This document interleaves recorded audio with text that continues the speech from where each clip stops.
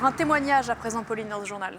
Le témoignage d'Olga. Elle a vécu pendant 7 mois loin des membres de sa famille qui vivaient dans un village occupé par les Russes, son village libéré. Elle les a retrouvés, un moment qu'elle pensait encore impossible, il y a quelques jours. Alexandre Ondoa.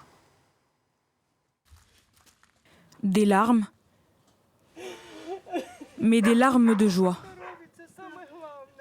Olga vient de retrouver Léonide, son frère, et Lydia, sa belle-sœur. C'est mon frère. Après 6 mois de séparation, c'est une délivrance. Leur village était occupé depuis le 25 février, juste après le début de l'invasion russe. La joie se lit sur les visages, l'émotion est intense.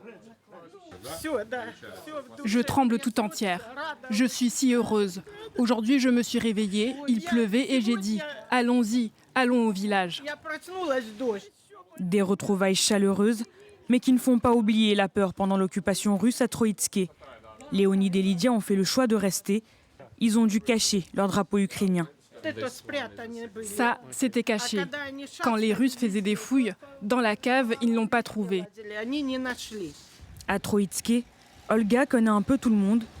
Elle retrouve ses amis comme Anna, qui a vu les blindés russes arriver dans la ville. Des images traumatisantes. C'était terrifiant. Les soldats postés sur les blindés pointaient leurs armes sur nous et sur nos maisons. C'était une vraie occupation. Ils sont entrés dans nos maisons, vérifié nos documents, fouillé partout, absolument partout. Olga peut enfin revenir dans ce cimetière et se recueillir sur la tombe de ses parents. Maintenant, mon âme est enfin en paix.